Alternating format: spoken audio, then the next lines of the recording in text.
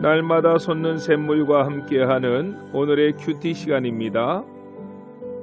3월 26일 목요일 오늘의 말씀은 요한복음 9장 24절로 41절의 말씀입니다. 이에 그들이 맹인이었던 사람을 두 번째 불러 이르되 너는 하나님께 영광을 돌리라. 우리는 이 사람이 죄인인 줄 아노라. 대답하되 그가 죄인인지 내가 알지 못하나 한 가지 아는 것은 내가 맹인으로 있다가 지금 보는 그것이니이다. 그들이 이르되 그 사람이 내게 무엇을 하였느냐? 어떻게 내 눈을 뜨게 하였느냐? 대답하되 내가 이미 일렀어도 듣지 아니하고 어찌하여 다시 듣고자 하나이까? 당신들도 그의 제자가 되려 하나이까? 그들이 유혹하여 이르되 너는 그의 제자이나 우리는 모세의 제자라. 하나님이 모세에게는 말씀하신 줄을 우리가 알거니와 이 사람은 어디서 왔는지 알지 못하노라. 그 사람이 대답하여 이르되 이상하다. 이 사람이 내 눈을 뜨게 하였으되 당신들은 그가 어디서 왔는지 알지 못하는도다. 하나님이 죄인의 말을 듣지 아니하시고 경건하여 그의 뜻대로 행하는 자의 말은 들으시는 줄을 우리가 아나이다. 창세 이후로 맹인으로 난 자의 눈을 뜨게 하였다 함을 듣지 못하였으니 이 사람이 하나님께로부터 오지 아니하였으면 아무 일도 할 수 없으리이다. 그들이 대답하여 이르되 내가 온전히 죄 가운데서 나서 우리를 가르치느냐? 하고 이에 쫓아내어 보내니라. 예수께서 그들이 그 사람을 쫓아냈다 하는 말을 들으셨더니 그를 만나사 이르시되 네가 인자를 믿느냐? 대답하여 이르되 주여, 그가 누구시오니이까? 내가 믿고자 하나이다. 예수께서 이르시되 내가 그를 보았거니와 지금 너와 말하는 자가 그이니라. 이르되 주여, 내가 믿나이다. 하고 절하는지라. 예수께서 이르시되 내가 심판하러 이 세상에 왔으니 보지 못하는 자들은 보게 하고 보는 자들은 맹인이 되게 하려 함이라 하시니 바리새인 중에 예수와 함께 있던 자들이 이 말씀을 듣고 이르되 우리도 맹인인가? 예수께서 이르시되 너희가 맹인이 되었더라면 죄가 없으려니와 본다고 하니 너희 죄가 그대로 있느니라. 새로운 아침입니다. 에베네센 오늘도 하나님의 도와주시는 손길이 우리의 삶 속에 충만하시기를 기도드립니다. 복음서 중 유일하게 요한복음에는 예수께서 지키신 4번의 유월절 기사가 나옵니다.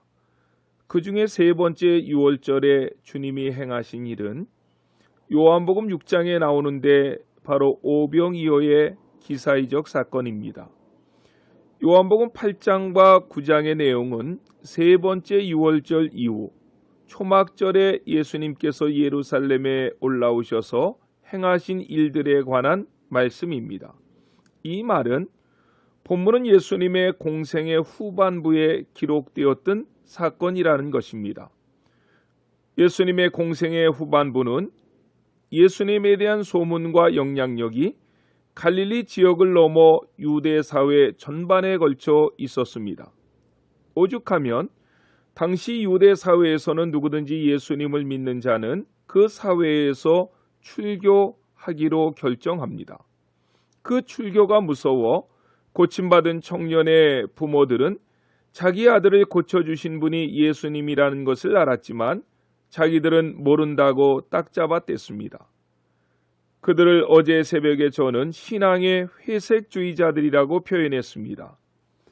부모들이 예수님을 모른다고 하자 바리새인들은 소경되었다가 고침받은 청년에게 두 번째로 신문하듯이 24절에서 이렇게 말합니다. 너는 하나님께 영광을 돌리라. 우리는 이 사람이 죄인인 줄 아노라 하고 말입니다. 이에 대한 그 청년의 대답은 정확했고 확고했습니다. 25절 말씀을 보십시오. 대답하되 그가 죄인인지 내가 알지 못하나 한 가지 아는 것은 내가 맹인으로 있다가 지금 보는 그것이니이다 라고 했습니다.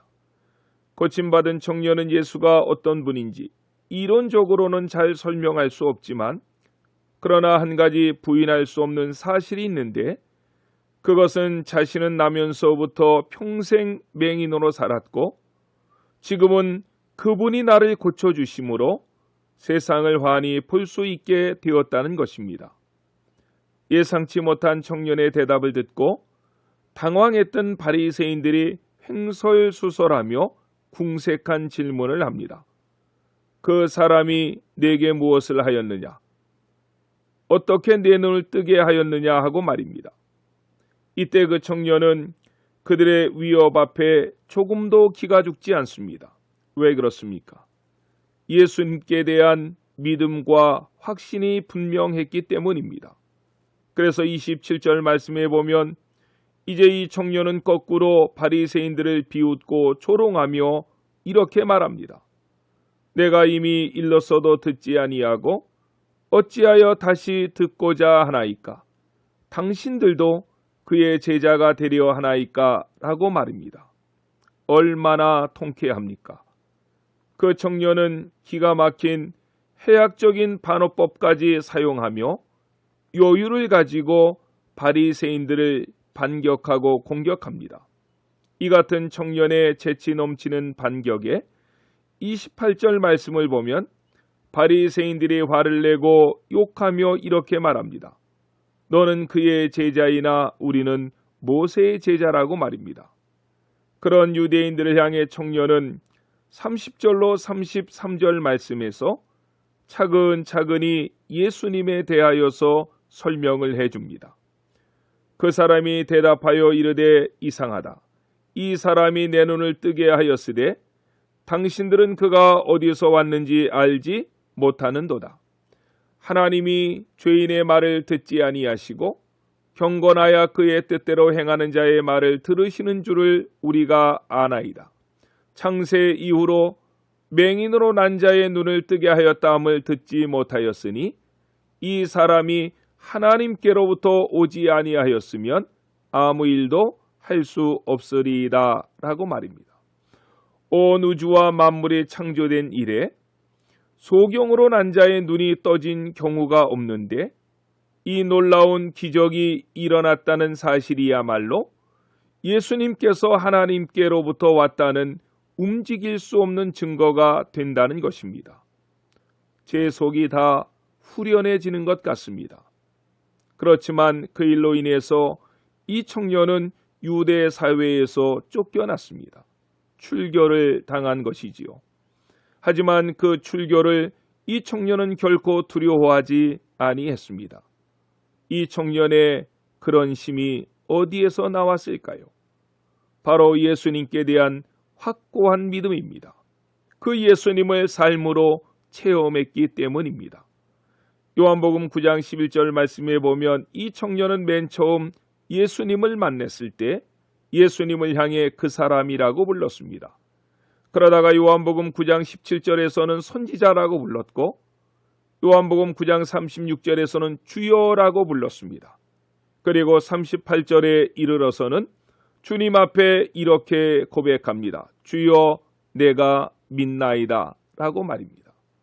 참된 신앙의 고백이 주님께 올려지는 예배로 이어졌던 순간입니다.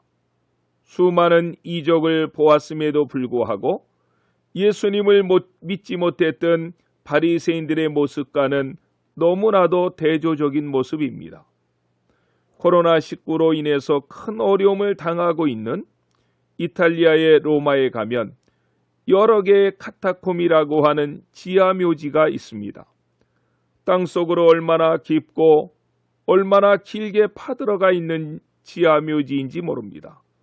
긴 카타콤의 길이는 1450km나 되는 것도 있다고 합니다. 초대교회 당시 신앙인들이 250년 동안 그 믿음을 지키기 위해서 어두운 동굴에서 몇 대가 살았던 것입니다. 그 굴의 벽에는 예수님을 향한 아름다운 신앙 고백이 담긴 여러 글들이 여기저기 지금도 남아 있습니다. 작년에 안천교회 성도들과 성지순례를 가서 그 글들을 보고 많은 도전을 받고 돌아왔습니다. 혹시 우리는 예수님에 대해서 신학적으로 잘 설명하지 못할 수도 있습니다. 그러나 확실한 한 가지는 그분은 나를 고쳐주신 분이시요 나를 구원해 주신 하나님의 아들이라는 사실입니다. 예수님 그분만이 나의 구주가 되신다는 사실입니다. 내가 만난 그 주님을 온 땅에 전하고 그 주님에게만 경배하고 영광 돌리는 빛의 자녀들로 남은 생애를 살아가시는 안천의 모든 성도님들이 되시기를 우리 주님의 이름으로 간절히 축원합니다. 아멘. 기도하시겠습니다. 사랑의 주님, 감사합니다. 우리는 오늘 대적자들 앞에서도 담대하게 예수님만을 자랑했던 무명의 한 청년 이야기를 나누었습니다. 결국 그는 그 사회에서 출교를 당했지만 그 청년을 주님께서는 찾아가셔서 위로하셨습니다. 오늘날에도 믿음으로 산다는 이유로 인해서 고난을 받는 우리의 선한 이웃들이 많습니다. 주님 이 시간에 찾아가 위로해 주시옵소서. 또한 오늘 아침에 이 청년의 믿음을 보면서 내 믿음을 다시 한번 돌아보게 하시니 감사합니다. 약한 내 믿음을 붙잡아 주시고 강하고 담대한 믿음을 더딥혀 주시옵소서. 코로나19 앞에 두려워하는 이 땅을 치유해 주시고 이 일이 도리어 인간의 약함을 깨닫는 계기가 되게 하셔서 주님 앞에 온전히 돌아오는 역사가 일어나게 해 주시옵소서. 예수님의 이름으로 간절히 기도드렸사옵나이다. 아멘.